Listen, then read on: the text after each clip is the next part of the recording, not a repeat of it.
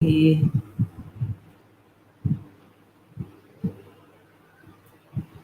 and welcome once again for the Players Lounge on this special Sunday, and it's a special guest, of course, the World Rugby World Cup '91 Player of the Year, man who need no introduction, David Campese himself joining us, the legend of Wallabies Rugby from Australia. David, a very good evening to you, and it's an absolute pleasure to having you once again on Asia Rugby.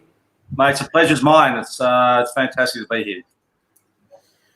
David, let's straight away put you the question like this. You played your almost 99%, I would say, your career during the not so professional era of rugby. In 1995, we witnessed the professionalism came into this sport. How do you see, what is the different or difficulties playing in a professional era and pre-professional era? Mate, it's a tough question because, only playing, I think I had about 2 years of professional rugby. And it was, when we first started playing, it was a lot of fun. You go training, you turn up, you work, you train, you play Saturdays. And it was more for us, training was at the higher level anyway. Training was like our fun time after being work all day. So it made it more enjoyable. You go, you train, you try things, and it's fine. And to me as well, I always was a professional. It wasn't about the money. It wasn't about the things that now you see. If you win a Rugby World Cup, they give you bonuses and all that. It was trying to be the best possible player you could be. Come from a small town, Queensland, playing fourth grade rugby, where I first started. It was interesting for me when I played I was 9, so 17, 18, and playing with the 40-year-olds as you're playing. They will teach you the rights and wrongs, and that's how you would learn. That's why you have a structure. You've got schoolboy rugby, then you go through the colts and the grades. Coming through to New South Wales or the Wallabies, my first tour in '82, I was only 19 years old. I had no idea what I was doing, and then I was thrown into this Wallaby team, and I just sat back and watched and learned because I was still a long way away from understanding the game properly. You go on a tour to New Zealand, and I just sort of just right in the deep end, and off I went. When you learn about professionalism, is that you, especially for coaches, you got a contract and you have to win, and it goes by wins. It doesn't go about you might have won that game or you might have won that game. It just changed the mindset of a lot. Absolutely, indeed. Let's talk about the coaches and let's talk about Dave Reddy's in the latter part of this conversation. Campo, if you can tell us, or if you can take through us in that '91 Rugby World Cup. It was obviously it was a fantastic tournament for Australia. We had some great players, and I think if you look back at that team, if you picked the world's best 15 that year, I think we had about 8 or 9 players in that team. There wasn't just one player. And when you've got that many players in the team, under pressure, you're going to deliver. And we were very fortunate. We had some great players. And what we did was we built up over the last couple of years. I think we started, Tim Horan started in '89, Jason Little. So they came through very young, and we had the Eelses, we had the Far Joneses, the Liners. So we had a lot of experience as well. So it made it their sort of introduction to Test a lot easier as well. It wasn't really just a nucleus of a young team. And the World Cup '91, I think the '89 series for me, obviously, not winning that series, there's a lot of blame, a lot of things. People wanted to blame people for losing. And that sort of helped me to realise that, you can go low. In the World Cup '91, everything sort of clicked, and it made it very, very easy to play under pressure, and again to play against the All Blacks and beat some of those great teams. That was one sensational footwork from you. Of course, you are known as a goose step master. And talking about, you were mentioning, Dave, about the 89. Is that the calamity pass against the Lions tour, which came against you? Yeah, look, it was one of those situations where over 3 test matches, I think I got the ball about 3 times. And I'm the kind of player, if you want something to happen, if you gave me the ball 20 times and made 3 mistakes, no one cares. But if you hit the ball 3 times and make 2 mistakes, well, everyone's got to watch. So, yeah, so it was very it was just one of those things that you learn in life. No one's perfect. I was asked a question, I think the 2003 Rugby World Cup, about if I could change anything in my rugby career, would I change? I said no, because no one's perfect. You've got to go to the highs and the lows. But the most important thing is that you learn. And what I did very, very, not many people realise, I trained very hard. You didn't see the actual work off the field, you just saw the performance. So a lot went behind that. So it wasn't just a miracle that these things happened. It was bloody hard work. So the harder you work, it became easier. And then you would try different things. But the most important thing for me was my basic skills were very, very good. The little simple things. It wasn't the flair things. It's very hard to be a flair player if you can't do the simple things right.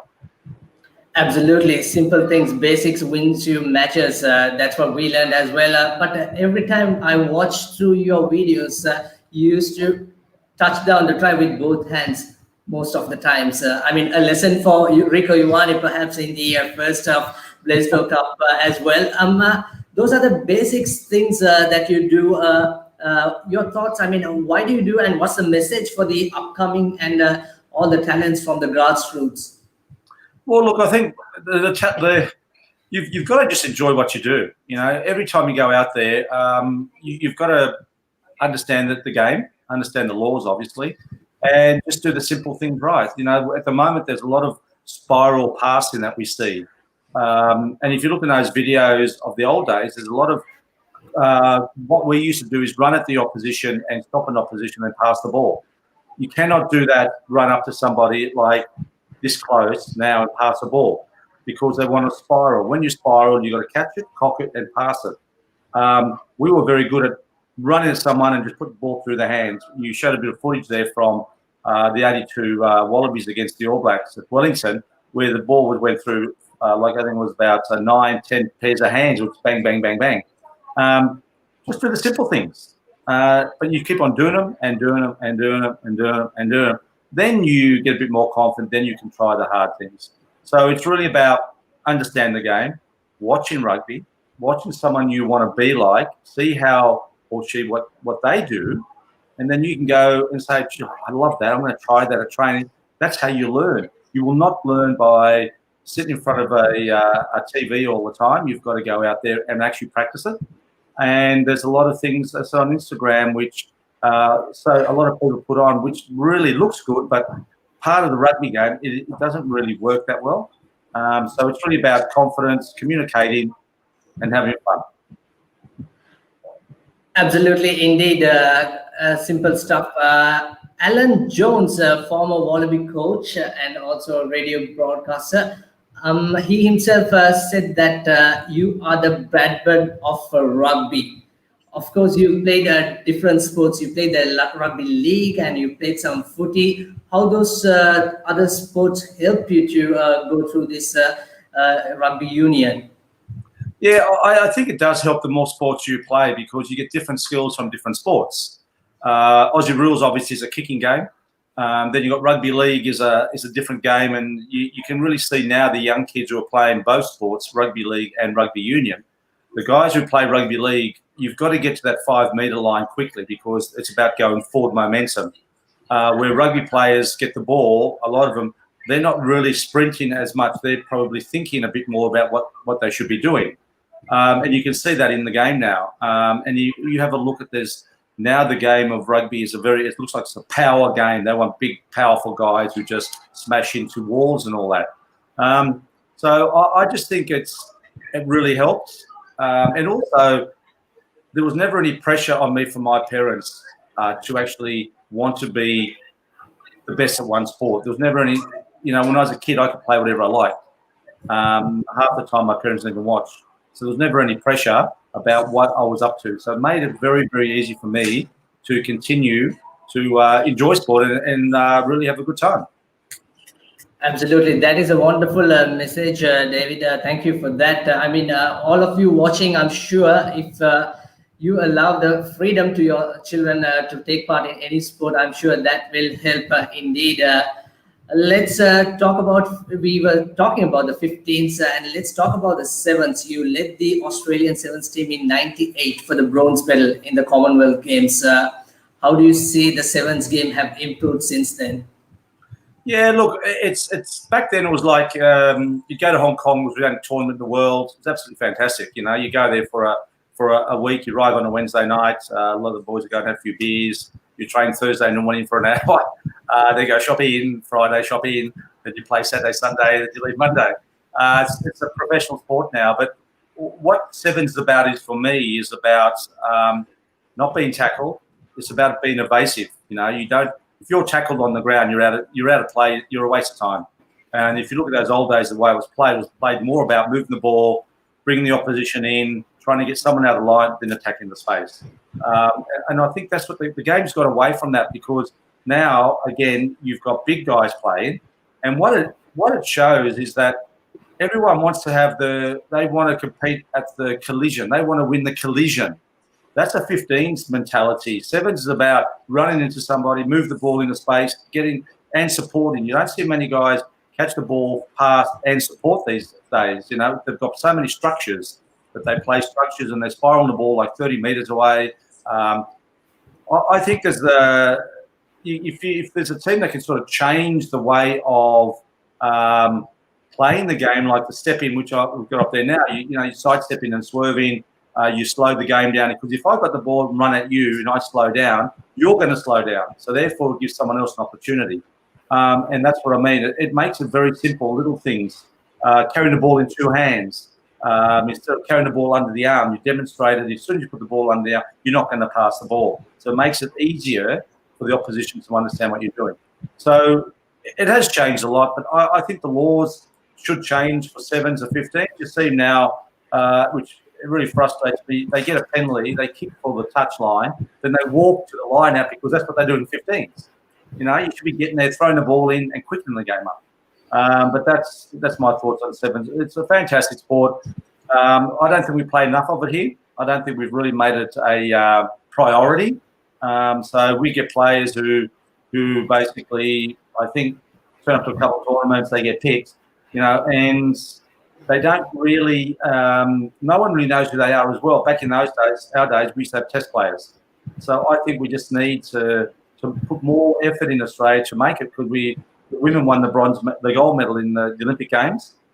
We won the bronze. In most tournaments, we got bronze or silver, you know, and it's frustrating, because we have some great talent.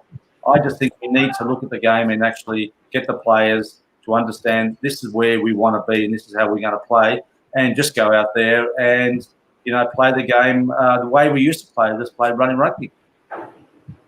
Some wonderful insights from you. Absolutely. Log into davidcampese.com for further details about David's masterclass coaching performance and all. A question from Jude Pillay, known as Dimitri Jude, current Secretary General of Sri Lanka Rugby. Any memories playing with Sri Lanka at Hong Kong Sevens? Yeah, I remember the jersey. The jersey was white with the green elephants, if I was correct. That was back in the day. That was when the Sevens was fun, because you got to play against these countries that you never really realised played rugby. And, there was always, you know, for us, it was always trying to make sure against the lower, not the lower countries, but the countries like the Sri Lankans, Koreans, China, and all that. Okay, guys, we make sure they don't score a try against us. And I think there's many games where they always scored a try, which was fantastic, because it gave them an opportunity to play against some big countries that they never thought they'd play against either. So it was a lot of fun. You know, had some very skilled players, and especially when it got wet and all that, because obviously in Sri Lanka it rains a lot, so the skill factor was different. And look, it was a lot of fun. And to me, that was the best sevens tournaments, when you had those countries that you got an opportunity to play against, and they got an opportunity to play against some of the players they probably saw on TV for Australia and New Zealand. And, yeah, look, I reckon they should bring that back. That's what Sevens is all about.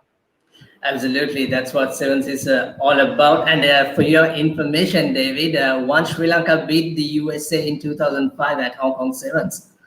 There we go. I mean, that's what I mean. That's why we've got to spread the word about Sevens, because, you know, a lot of those teams really aren't compatible at 15s because, I don't know, there's some big guys out there these days. And I think that the Sevens is fantastic for them to play, and I think they should do more of it.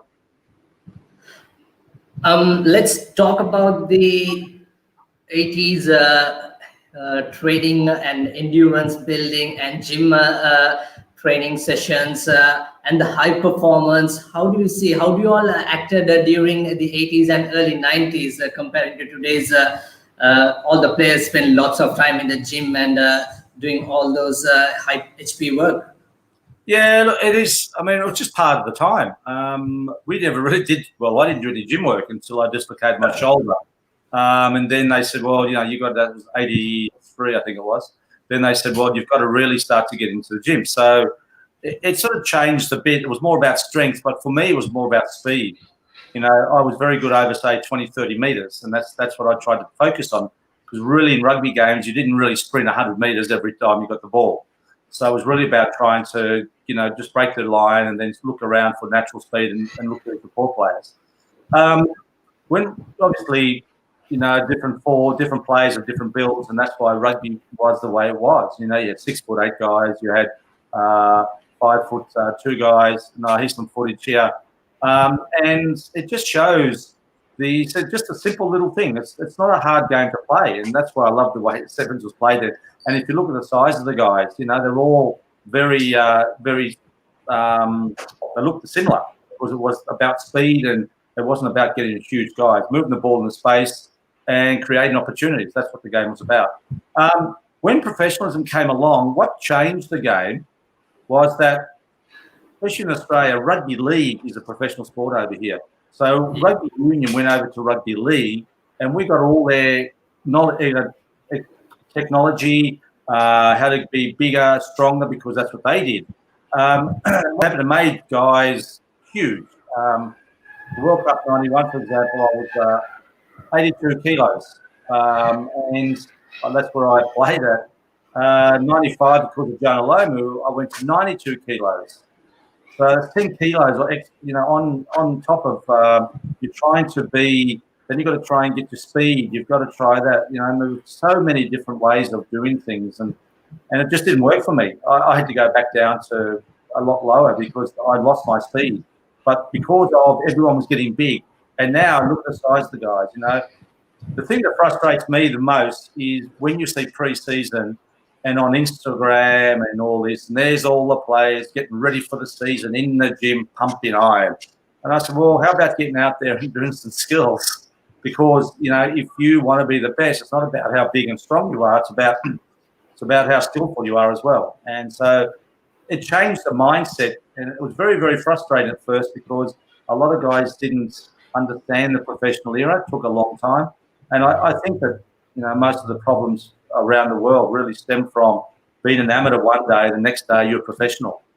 It just didn't really work that well, and I think we're still copying it from all those days instead of slowly becoming a professional.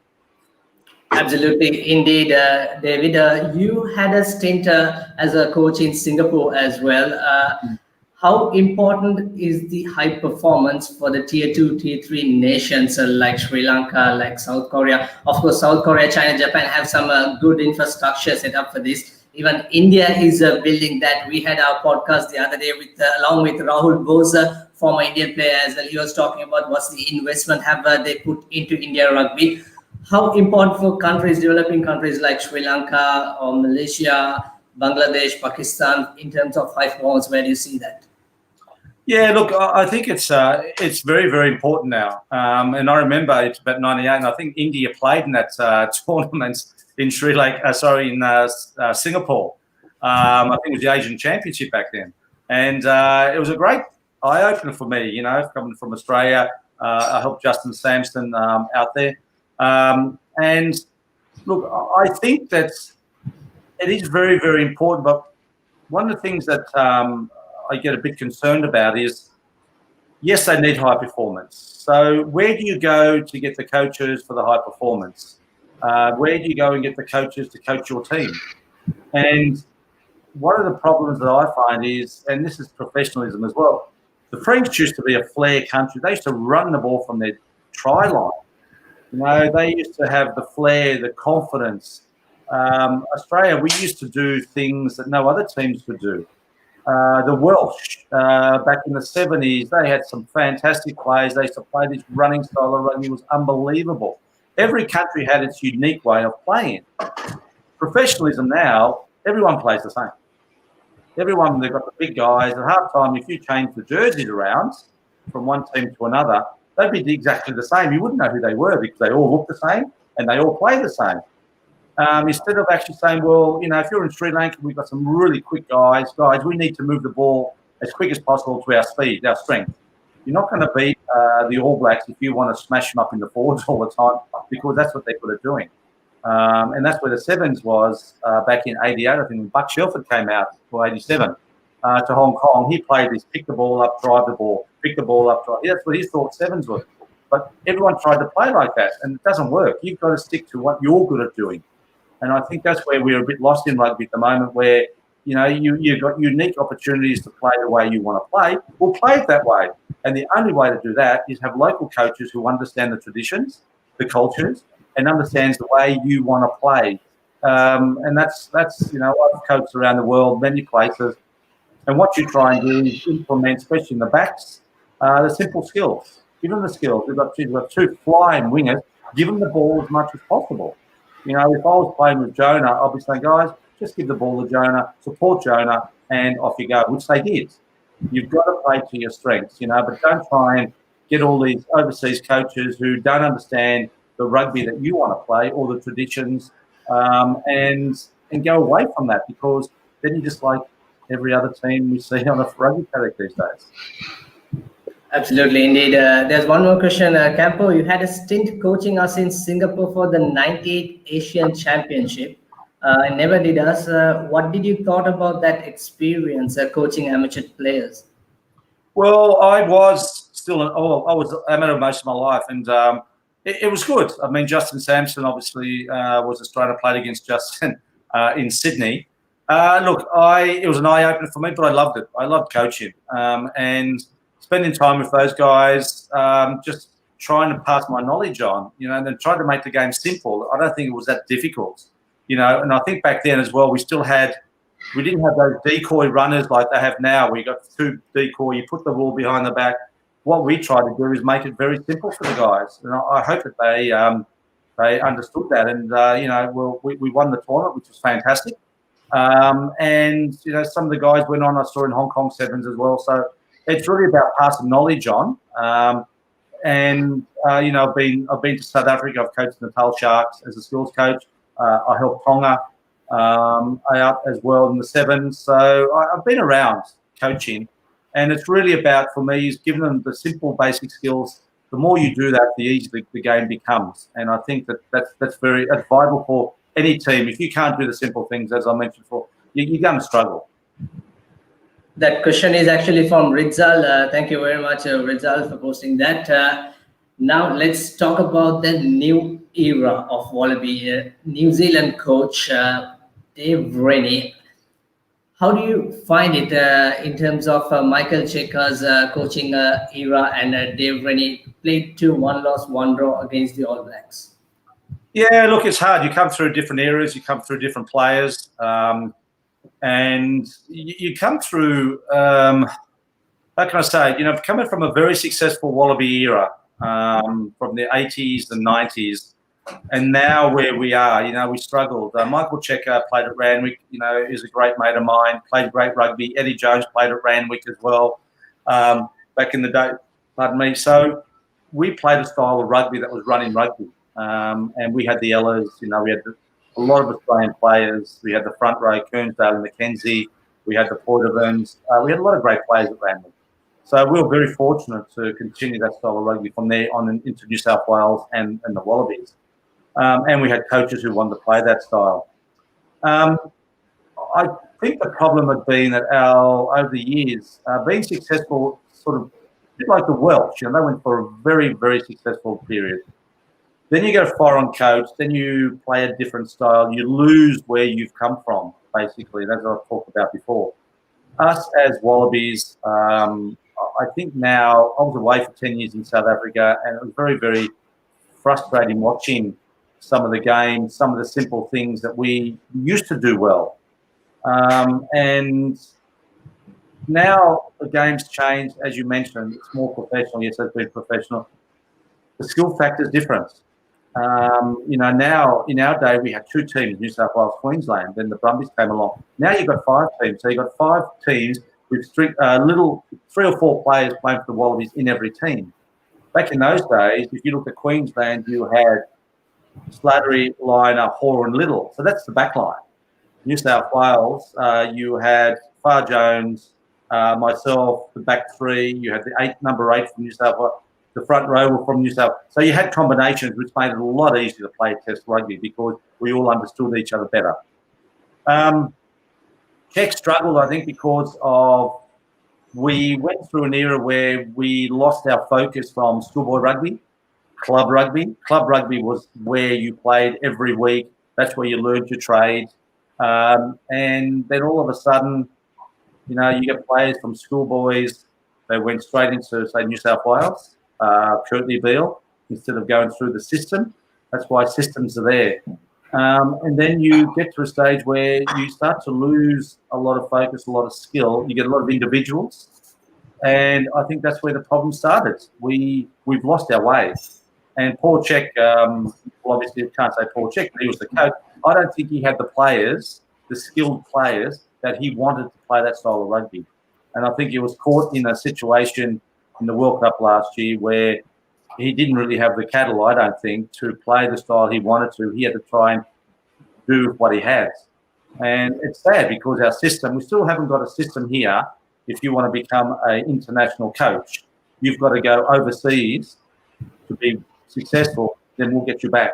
We haven't put something in place here where you've got a coach like Checker that's been there, done that, who can be utilised, go around, coach all the young coaches so that they're ready for the next, Super Rugby in 2 or 3 years. So we've got all Australian coaches. We still rely on coaches from overseas who don't understand our traditions, our understanding of the way we play. And again, that's what I've talked about before. We need to have our own to coach. But Dave Reddy's been thrown in the deep end. So far, it's been good. One victory, one loss and 1 draw. To be a draw in New Zealand was amazing. It's great work. And the next week, you can see we just don't. We've got to be consistent. And those players will get there. But we need the system to work from lower down, coming through the system. So when the national coach gets it, the players are skilled up. We play a style of rugby that everyone wants to play, like we did in the old days. And we need that. It's been successful once, so why can't it be successful again? Absolutely, yes, especially from a foreign coach. The first game, it's a draw. That is something really commendable. Indeed, you were talking about tradition as well, Campo.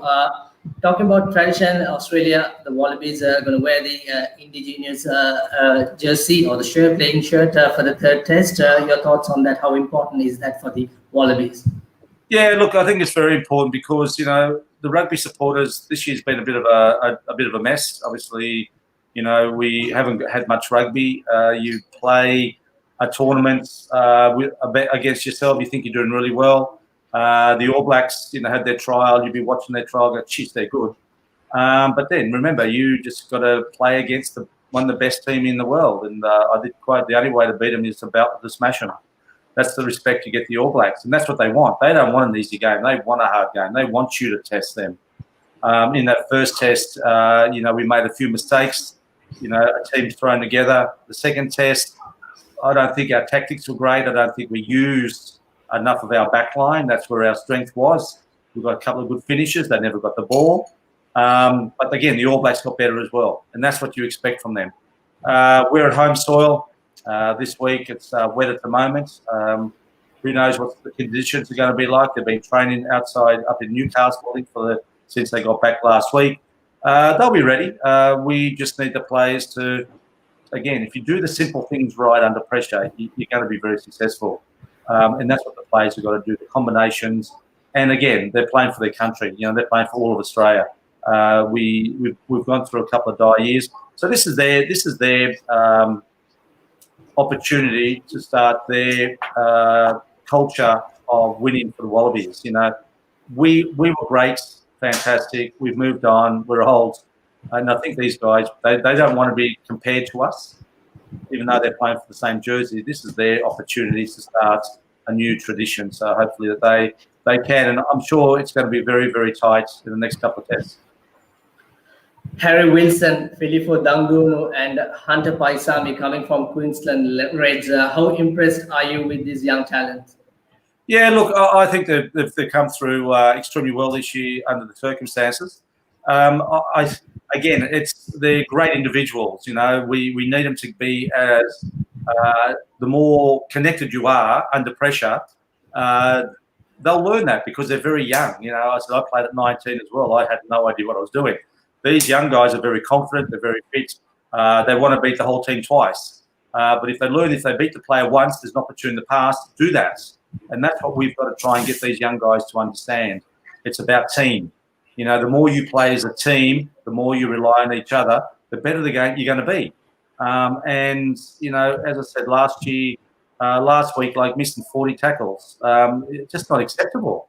You know, to me, in our game, in our era, it was all about pride and passion. You know, defence was about pride. You know, not about just tackling and missing 40 tackles. Come on, guys. You know, you're playing together. That's what I mean. They've started. They've just been thrown together. They'll learn that over time. It's not going to happen throw together and win. You know, the All Blacks have got tradition. That's what the All Blacks play for. So we've got to have that. We've got to find that somewhere. And I think that we'll get there. It's just going to take a bit longer. Caleb Clark, the debutant last week, was in a red-hot form. You have played against Jonah Lomu, Campo. What do you see? I mean, the media is speaking about, is he the next Jonah? They did the same or did mention when Julian Savia on a prime form playing for All Blacks and the Hurricanes. What do you reckon on that? Yeah, look, I think Clark's great. I think he came off the bench the first test, but he didn't get much opportunities. The second test, we just kicked a stupid ball away, and it was a bad kick. And this guy had a bit of room to move, but again, you know, I don't know how many tackles the guy missed. You know, he's again All Black just dropped, and he's almost scored. You score a try. This is where the game is interesting. As soon as you get behind the opposition line, then you attack. If you see Tumua here, he passes the ball, he follows the ruck, and he's the person to pick the ball up from the ruck, and we score. There's not many times you see that because the guys are normally running into position to get ready for the next phase. Yes, it was a very bad tackle. I mean, I'm amazed to see how many guys are getting knocked out. I mean, he just put his head in the wrong position. Halligan did great here. Hooper, Tumua there. He actually follows the ball, goes to the ruck, gets the ball, and off he goes. That's how easy the game can be. You know, but now, as I said, everyone's worried about what position they should be in. It's about catch, pass, support. That was our strength in our game. You know, and if the guys can understand that, it's not about beating. You know, Clark's different. You know, he's a big guy, and obviously the next test I'll be more wary of him now. But you don't have to put 5 guys on him. All you got to do is as he gets the ball, put the pressure on him. You know, that's what wingers do. Put the pressure on him and make sure you put him on the deck. Then you nullify him. Then the other guys have got to do work.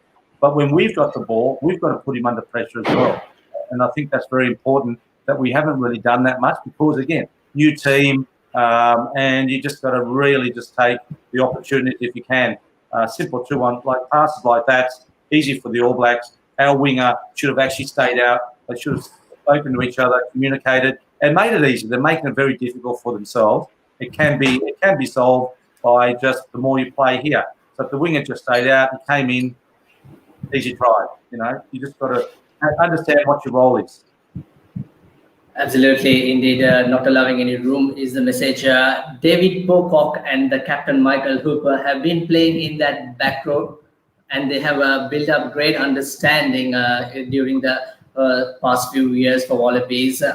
How a loss it's going to be. David Pocock, of course, mentioned that he's retired from international rugby, and what sort of leadership are Hooper going to bring in without him?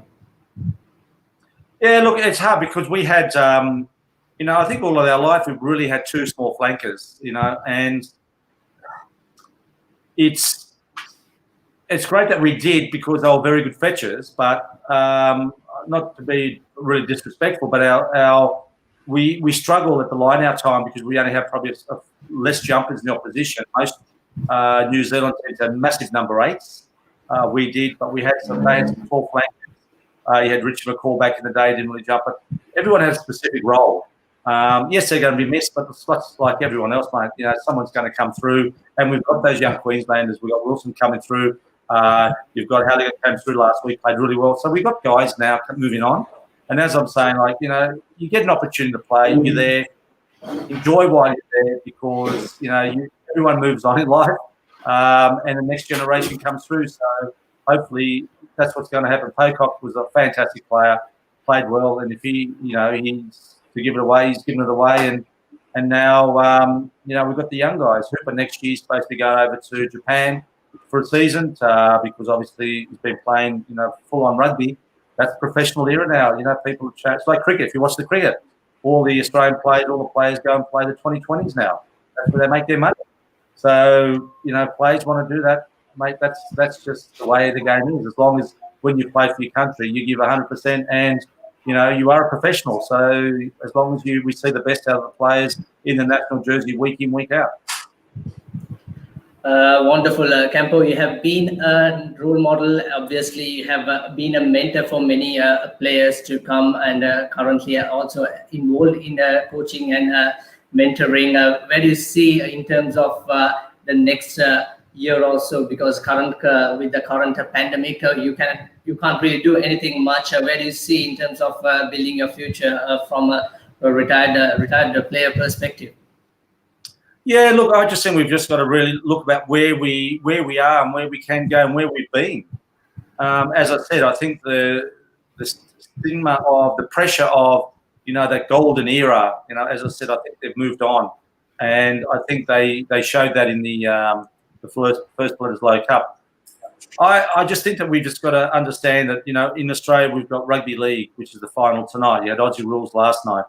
You got football now. You got crickets. So there's a lot of sports that are competing with us. So we really need to play a style of rugby that will bring people back to watch us, and that's the hardest thing in Australia.